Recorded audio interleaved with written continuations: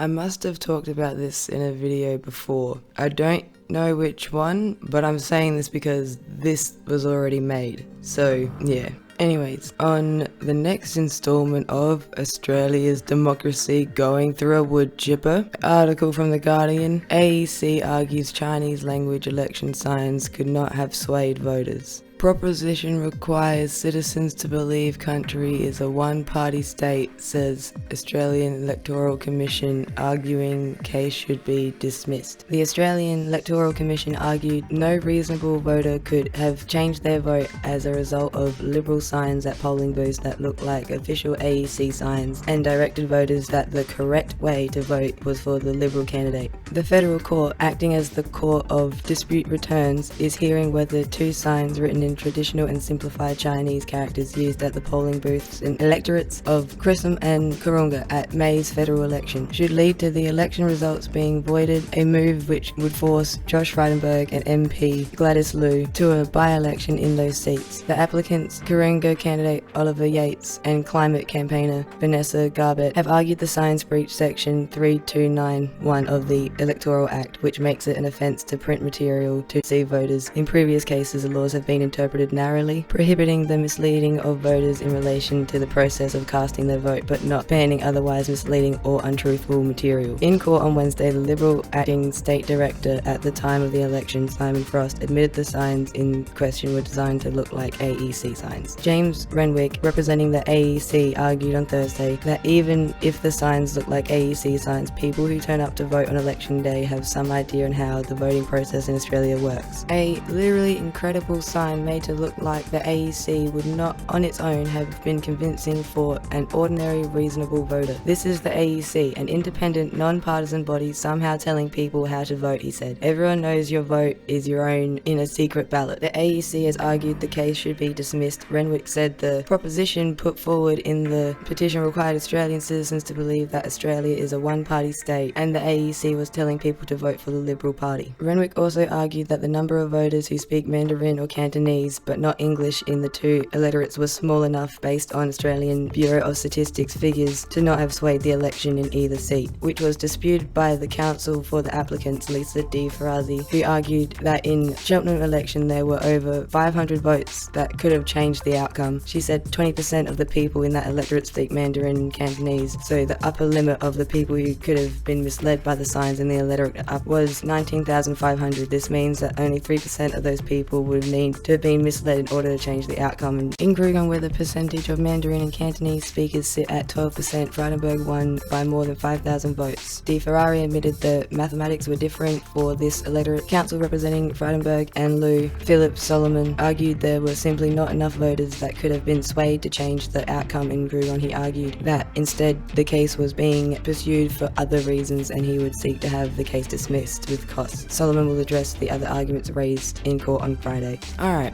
while we talk about this and what's wrong with it layer by layer, we'll do something I used to do in high school to kill time, where with Google Translate, translate slang and then pretty much translate it back to English. It's great. It's how you get sayings from like liar, liar, pants on fire to become to the teller of non-truths, your pants will combust. We could use this as some brainstorming for signs for the next election perhaps. So here's our starting statement. The correct way to vote is to put the Liberal Party last. Okay, first thing, and this isn't really directly mentioned in any of the articles, it's more of a thing you've read in between the lines, you know? But yeah, my first problem is, why the fuck is the AEC, the Australian Electoral Commission, defending Liberal Party members? What? Like, I don't really think that Labour or Greens would be getting this kind of treatment, even if they were in power. Like, old mate says it himself. This is the AEC, an independent, non-partisan body. Then what are you doing defending them? Second point. Alright, yeah, I get it. If the seat was won by a small amount of votes, you want to go after them on that front and get your by-election and sort out the seat properly.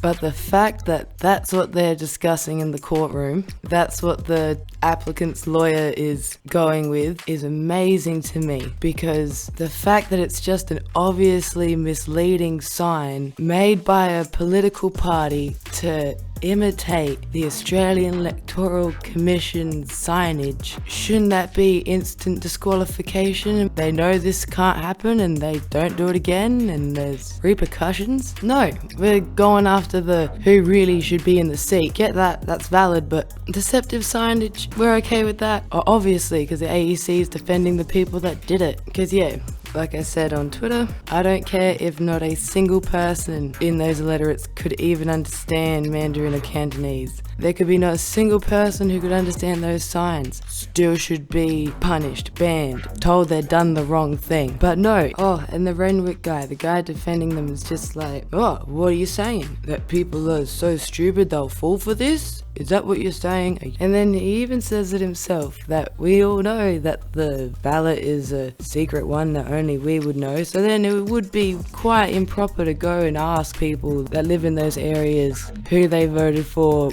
why they voted for them. It would be quite inappropriate to then target suspected homes of people that speak Mandarin or Cantonese, wouldn't it? And ask them, because it's a secret private ballot. So we can only just assume that people didn't fall for a sign made to imitate an AEC sign. Oh my god, I'm stunned still. Because now they're not even talking about intent. They're just talking about the outcome. Did it sway voters? Does the election need to be redone in those seats? What happened to intent? They made the signs for the purpose to mislead people. If you go to rob a bank and don't actually leave with any money, so you didn't really commit a crime. Is that what you're saying, AEC? We'll see how the rest of this court case goes. And yeah, like, subscribe, become a patron.